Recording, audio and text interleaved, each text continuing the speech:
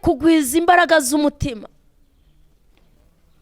Ibihe turimo, igihe tugezemo, birasaba kugwiza imbaraga z'umutima kugira ngo tubashe kunezeza Imana mu gihe cyacu. Igihe cyawe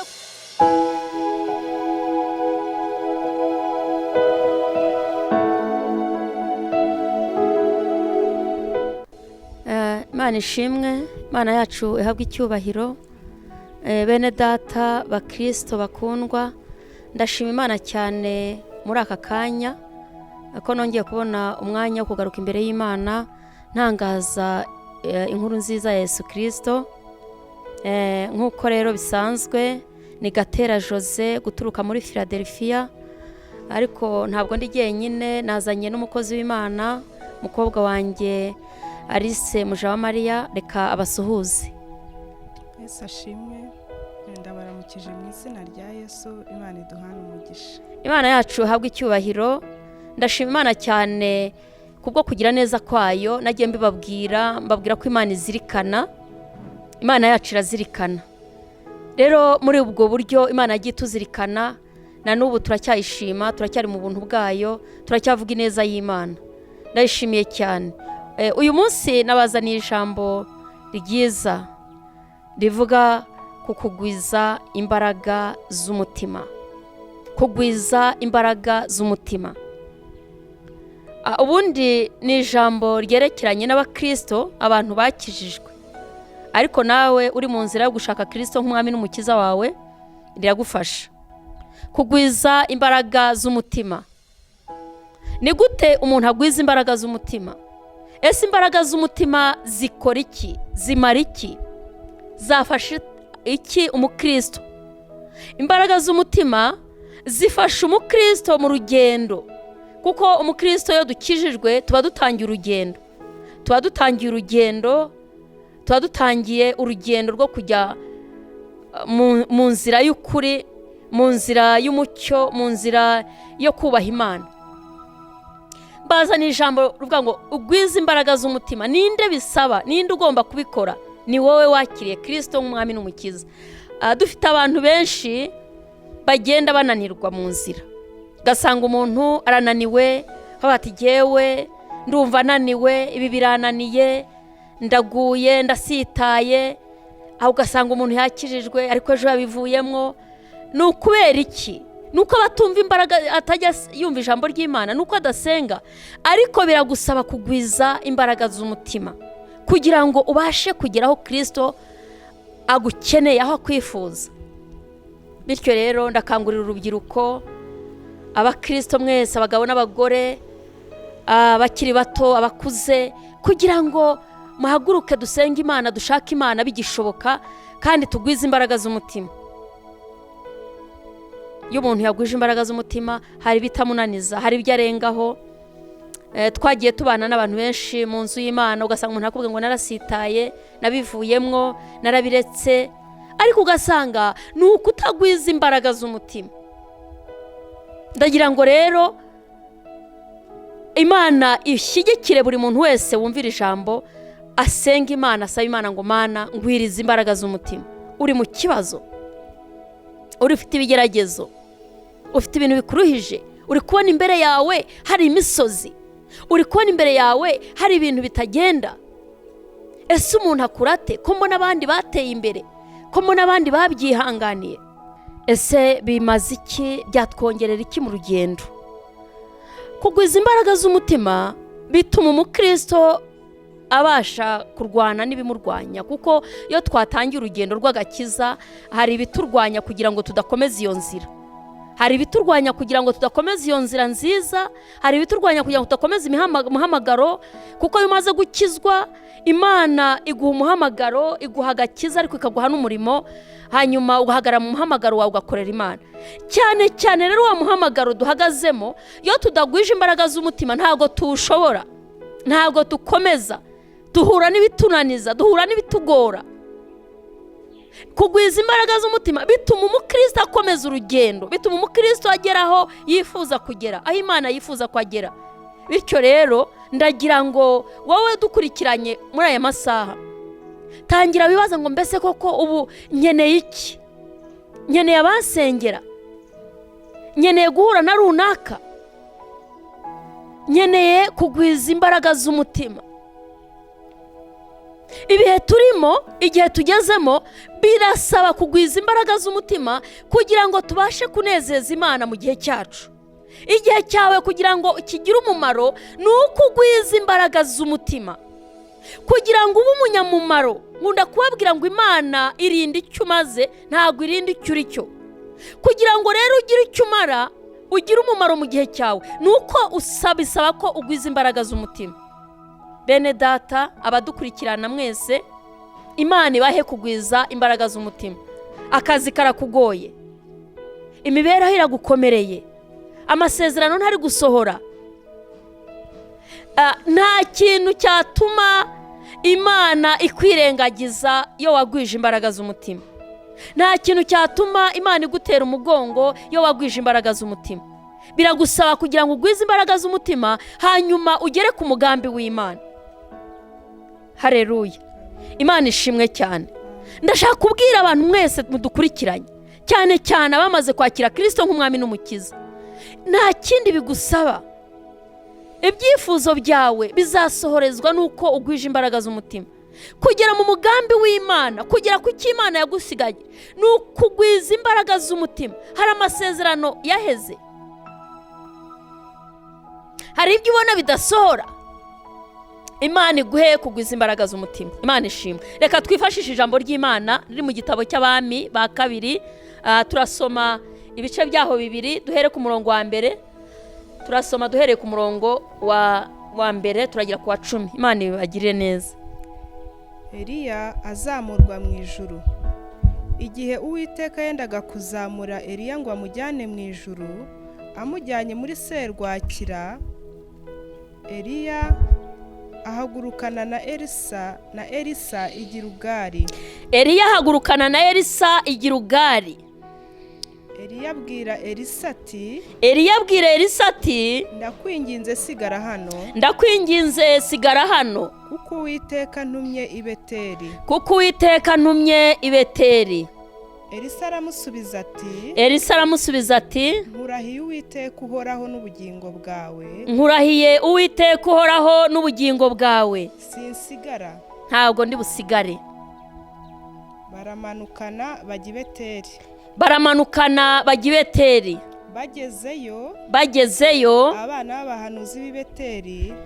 b'abahanuzi b'i Beteli bari bageze i Beteli. Eliya na Elisa bari bageze i Beteli, ariko Eliya yari yabwiye Elisa ngo sigara, ndabigusabye,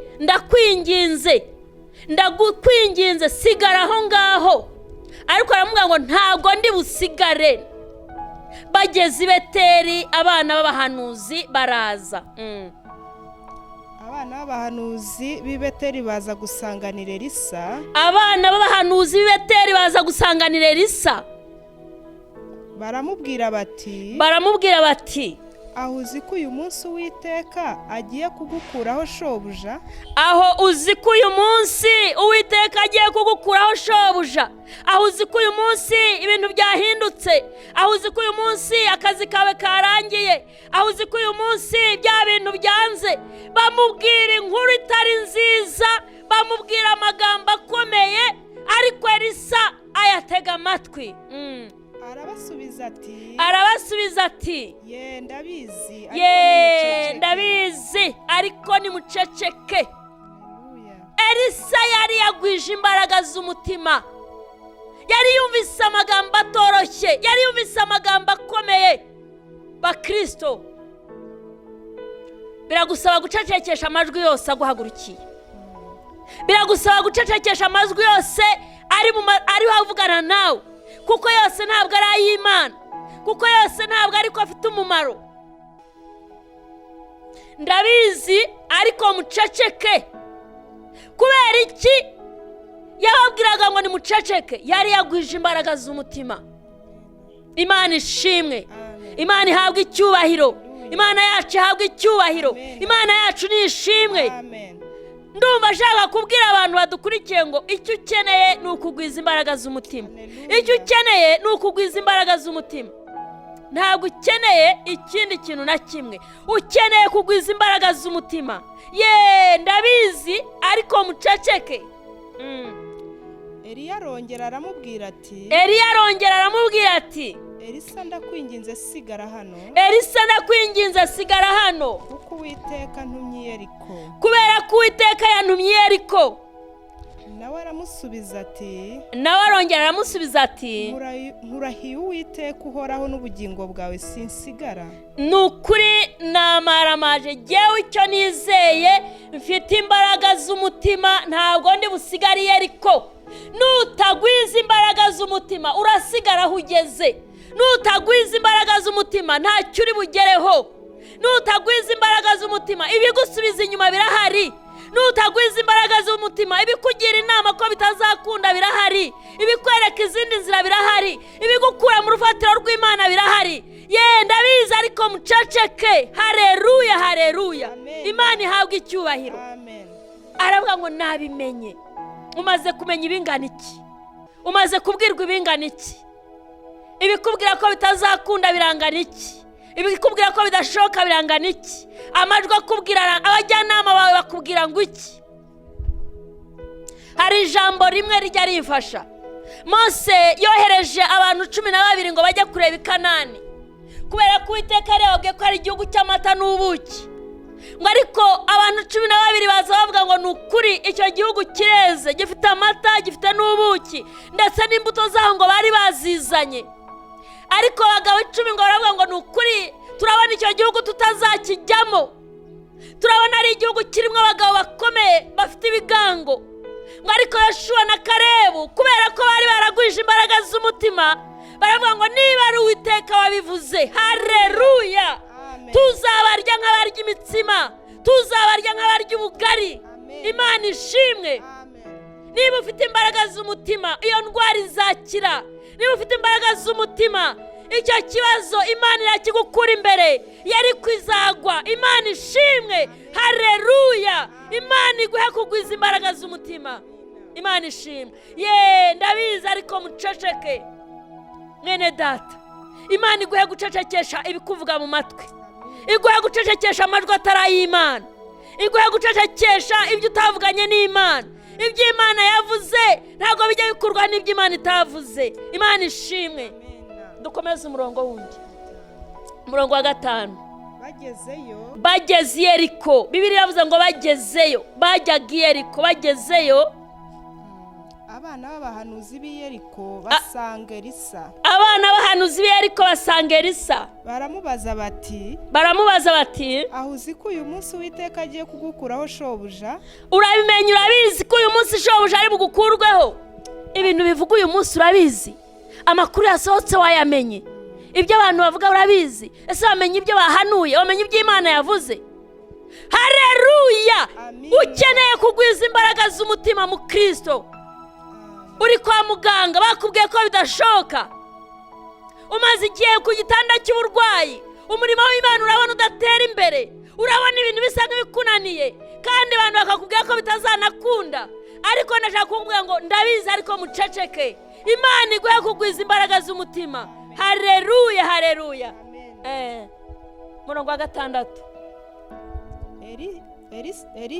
Eliya arongera aramubwira ati ndakwinginze sigara hano kuko Uwiteka ntumye kuri Yorodani. Impamvu zigiye kuboneka. Ibibazo biracyahari. Impamvu ziri kuboneka kandi zinafatika. Ariko kubera ko uyu muntu yari yaragwije imbaraga z'umutima. Nawe aramusubiza ati nkurahiye Uwiteka uhoraho n'ubugingo bwawe sinsigara. Nkurahiye Uwiteka n'ubugingo bwawe ntago ndi busigare. Nuko bombi barajyana. Imana irashaka yuko ugwiza imbaraga z'umutima. Kugira ngo ugendane n'Imana, kugira ngo ube inshuti y'Imana, kugira ngo ube inkoramutima y'Imana, nukugira amajwi ucecekesha, nukugira amajwi ubwira agaceceka, nukugira ibyo wanga kumva, nukugira ibyo uninira. Imana ishimwe, haleluya.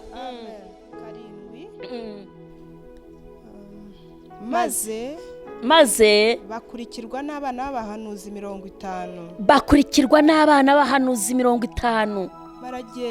baragenda bahagarara kure aho babitegeye ariko ubwabo bombi bageze kuri yorodani barahagarara. Eliya yenda umwitero we arawuzinga awukubita amazi agabanamo kabiri, amwe ajya ukwayo ayandi ukwayo, bombi bambukira ahumutse. Eliya yari akigendana na Elisa, Imana ishimwe. bageze hakurya Eliya abwira Elisa ati nsaba icyo ushaka cyose ndakigukorera ntaratandukanywa nawe. kubera iki Elisa avuze aya magambo ati nsaba icyo ushaka cyose? yari yamwikomejeho. niwikomeza ku Mana nta kitazaguha, nta kitazagukorera. niwikomeza ku Mana ntacyo uzayiburana.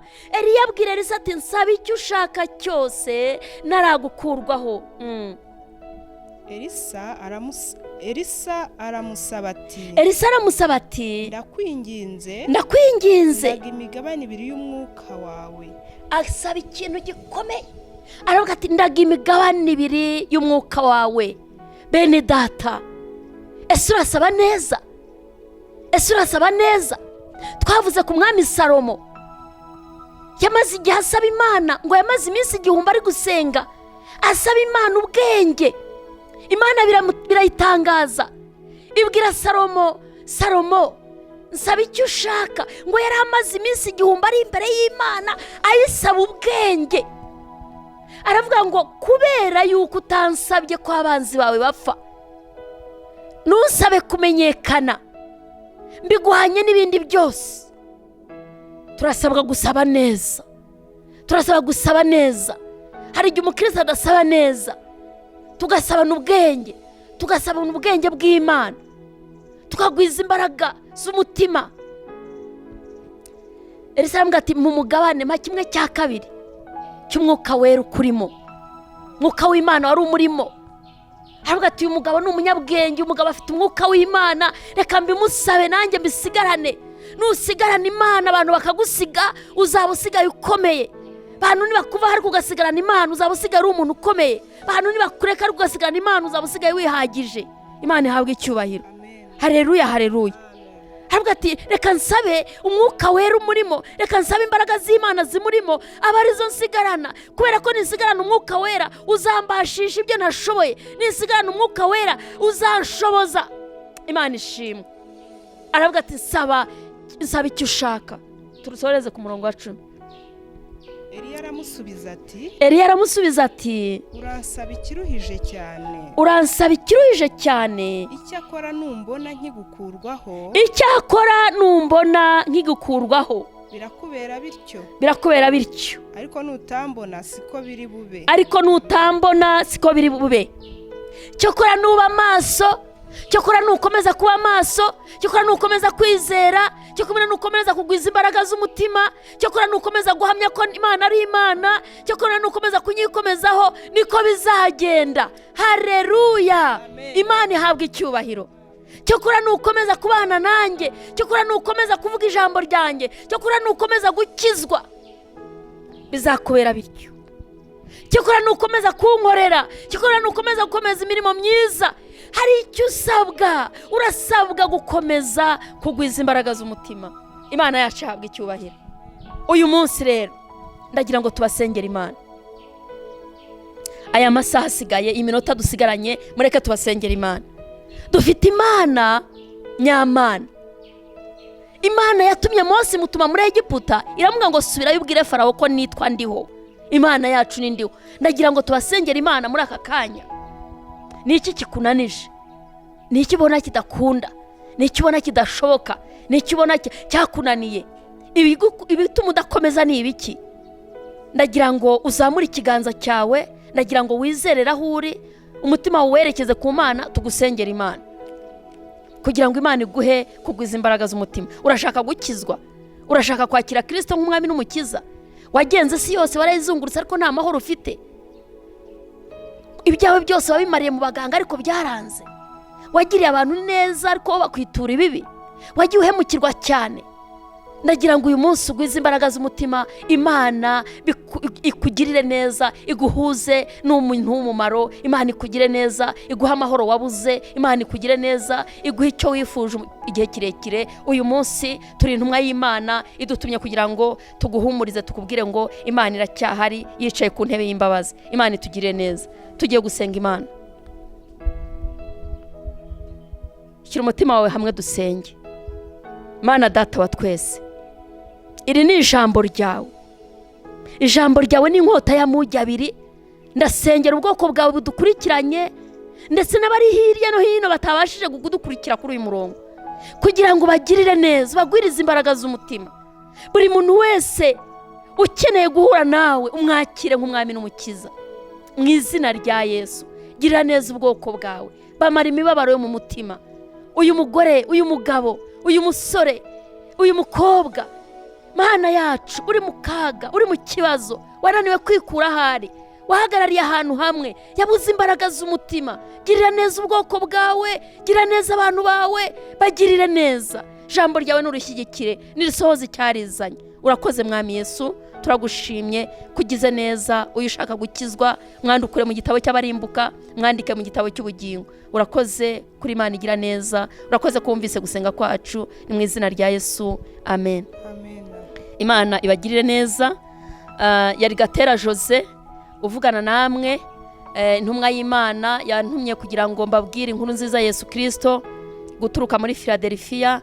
Hanyuma reka mbahe telefone zanjye ni 0785 98 944 na 072274 ushatse kumpamagara kugira ngo ngufashe. Se ni gute umuntu yagwiza imbaraga z'umutima? Se birakunda? Ni muntu ki wabigeraho? Se ubunava muri iki kibazo? Sizangano zashira?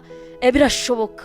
Twakugira inama mu buryo bwose ukuntu umuntu iyi nzira yikomeza. Imana ibagirire neza.